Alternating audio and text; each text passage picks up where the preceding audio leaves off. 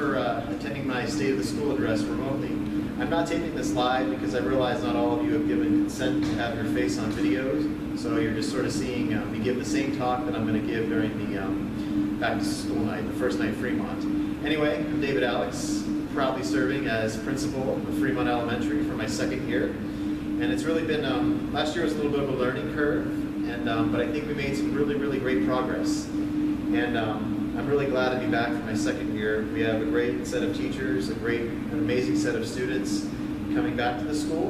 And again, we are a gem for this community, and we're really making a lot of progress. So I managed to pick up another master's degree this summer from the Relay School of Education. It's a leadership degree out of a school in New York, and I'm looking forward to using a lot of what I learned over the past couple of years and applying it here to Fremont. And of course I have my master's in mathematics from Relay a couple of years ago. But in any event, here's our mission, that we're really about every child every day, and not just in terms of test scores, in terms of the whole child, growing their artistic ability, growing their ability to communicate, growing their ability to demonstrate physical growth inside PE class. That's what we are at Fremont. And again, us being a small school, I'm confident we can meet this mission. So a couple of updates in terms of staffing. Like at the end of the year, I was so worried about enrollment. It was keeping me up at night, and I just didn't really know what to do. So our 5th grade teacher, Miss Sacher, and our kindergarten teacher, Miss Noon, I said to them, hey look, I would love to have you back. We would love to have you back, but it's in your best interest to find something full-time moving forward, because I can't guarantee you 100% that we'll have a position for you here in September and October. So sure enough, 3 days later, Miss Sacher found a job teaching 6th grade at a local school in Arvada, and Miss Noon found a 1st grade position in another school not too far away. So we wish them the best, and who knows, I mean, our paths may cross again. But in terms of new staff, we have a half-time teacher, Valerie Rose. She came from Lucas Elementary, and she had a desire to spend more time with her family and was searching for half-time kindergarten positions here in the district, so we're very lucky to get her. How it's going to work is both kindergarten classes are going to be spread apart in the morning, and then the full-timers will all be enveloped in enveloped into Ms. Danworth's class in the afternoon. We have a new ASD primary teacher, Ms. Bird. Ms. Kakmarsek went to be with her family in Arizona. So we hired Ms. Bird, and she's coming back to us after a couple of years of raising a family. And she has a long and extensive special education background, and especially working with children with autism, so we welcome her to our staff. Somebody else, Ms. Perico and Ms. Silverstone, speaking of families, they wanted to spend more time with their growing families as well. I mean, both of them have recently had children the last couple of years, and you know, so as many of you are aware, those first couple of years are precious. So they came to me with a proposal saying, hey look, we'll come back to Fremont, but we can only come back in a half-time capacity. And we'd like to share one 1st grade position. So rather than losing both outstanding teachers, I agreed to that proposition. Next, we have Chris Kimball rejoining us temporarily as a 3rd grade teacher. I put out an emailer to you back two Tuesdays ago saying that we would have a 3rd grade vacancy, and Ms. Kimball, a 30-year veteran of Fremont, especially 3rd grade, has agreed to set us off on the right foot. 5th grade, Kristen Willis has moved from 3rd grade into Ms. Sacher's 5th grade position. She felt as though that was a stronger grade of hers. She had taught 5th grade for many years at Meiklejohn Elementary, and just wanted to apply a lot of the great practices that she had there to our intermediate students here. We have a new learning specialist, half-time, to share with her over at Stott. She'll be here tonight. She's not here right now. But Miss Evanich, again, came from Pleasant View and from Vivian Elementary, and she'll be working primarily with 6th grade. Additionally, we have a new half-time ESL teacher, Miss Husky. You know, she's worked with some of your students that are still learning English, and she's going to be pushing into different classrooms and helping them acquire their language acquisition. Next, we have our new instructional coach. I'm very happy that Ms. Durr joined us here. She and I worked together in DPS at Farrell Hall Elementary, an elementary school out in Montbello. And then also, she's been at Hackberry for the last year as a 5th grade teacher. She's going to split her responsibilities at Hackberry and over with us for half-time. And additionally, we also have a new Read Corps tutor, Sonia Lane. We were very fortunate to have Read Corps this year. I went and I addressed the Read Corps class of 2018, working in all kinds of Jeffco schools and some other schools around the metro area. And they had 55 vacancies, and they could only fill 30 of them, and they really wanted to prioritize the school with values Green Corps. Fremont has valued Green Corps. Of course, Green Corps works one-on-one with our students that are at the primary level that might be struggling in some certain early literacy skills, so we're very happy to have Ms. Lane on our staff. And last but not least, we have Deanne Cushing joining us as an ASD one-on-one para. Most of our ASD students, as you're aware, it's a 2-on-1 ratio.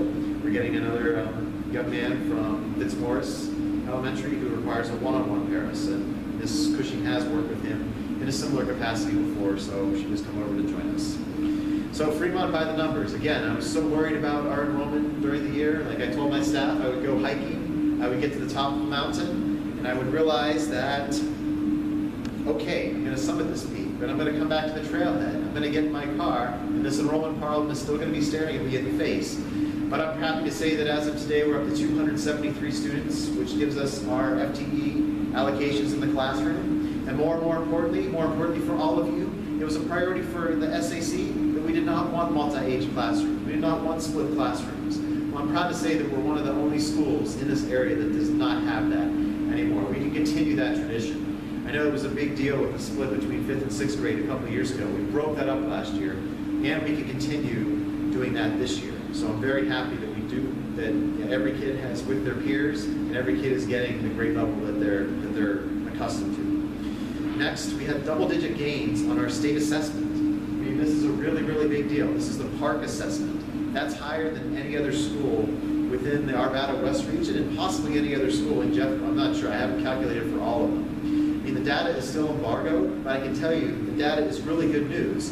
Here's where we were the prior year, 2016, and then the darker green is where we were in 2017. Again, I can't give you exact numbers. The data is still embargoed until Thursday, but like I said, the trend is in the absolute correct direction. And I specifically want to call out 4th grade teachers, Ms. Hawk and Ms. Nicholson. They had some of the highest achievement in all of Jeffco. I shared with the staff how many schools that they meet, and it's the vast, vast majority of them.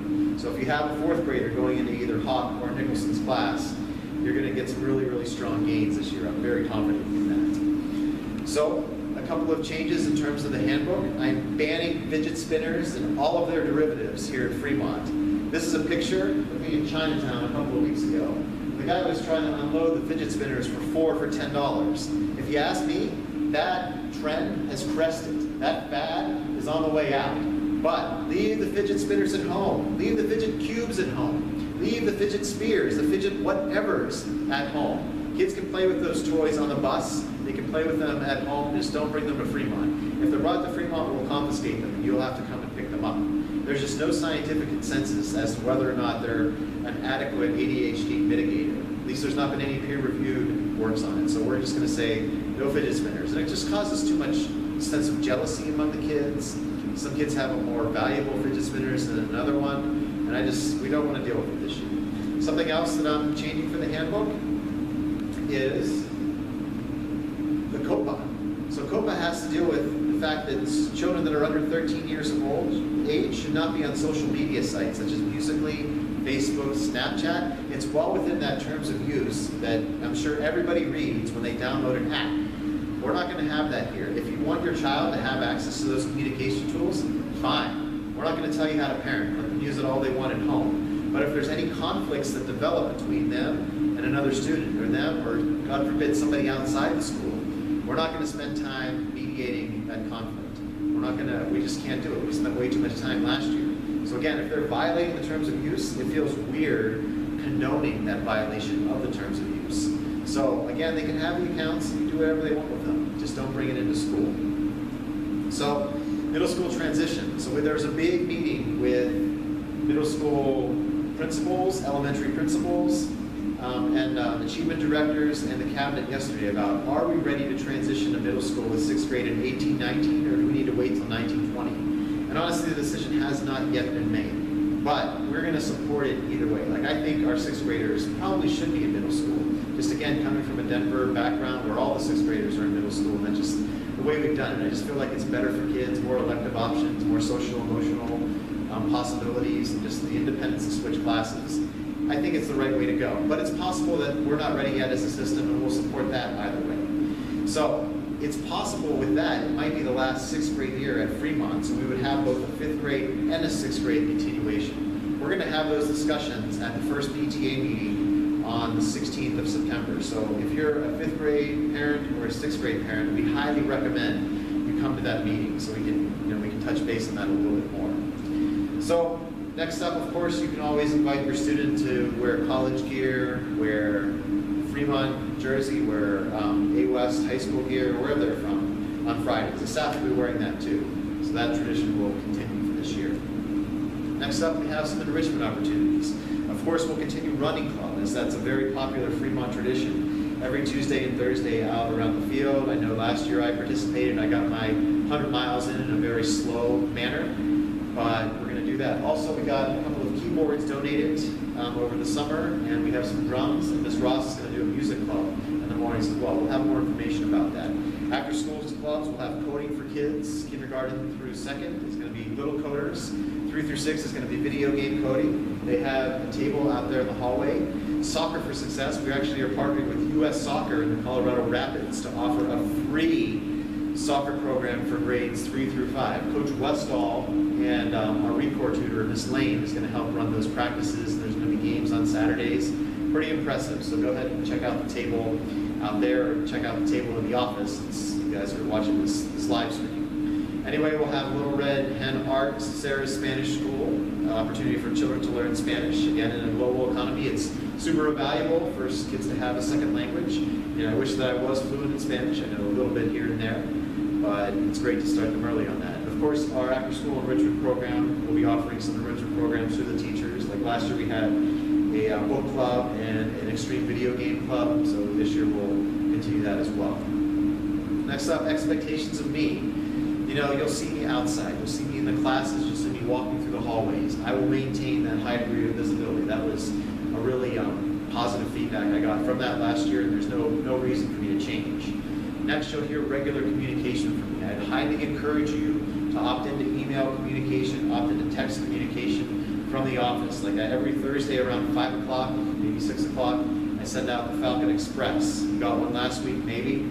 This week, again, we'll send one out tomorrow night that actually has our actual, or Thursday night that actually has our actual scores, because the data won't be embargoed then. I respect the professionalism of my teachers. I give them space to teach. You know, yes, I'm in their classroom a lot. Yes, I give them a lot of feedback, but I give them the freedom to teach the way that they feel necessary. And I think just kind of unburdening them of some of that last year was really helpful. And next time, solutions-based. If there's an issue, give me a call. We can figure something out. We'll sit down. We'll bring in the teacher. We'll bring in different stakeholders. I'm open to suggestions. Next, we're going to focus on literacy this year. Your students should be reading every night. If they come home and they say, Mom, Dad, Auntie, I don't have any homework, yes, they do have homework. They're to be reading. Now, whether they're reading 15 minutes a night at some of the lower grades, whether they're reading 25 minutes a night in 4th grade, whether they're reading 30 minutes a night in 6th grade, that doesn't really matter. As long as they're reading, we want them reading books that are of high interest to them, and that's basically at their reading level. Something else that we're going to work on systemically is how students respond to questions. They're going to respond using this strategy here called RACE. Restate the question, answer the question, cite evidence, and explain. So for instance, your students might be writing something like this. They're going to read a passage that's in nonfiction, and then they're going to use that RACE acronym in response. So there's the restate, the answer, the cite evidence, and the explain. So when you're looking at papers that students bring home, it should be basically in this format. And again, we're just sort of starting this. It may not happen right away, but towards the end of the year, it's going to be pretty rigorous. We want to give the students just a formula on how to respond to these types of questions. So again, with our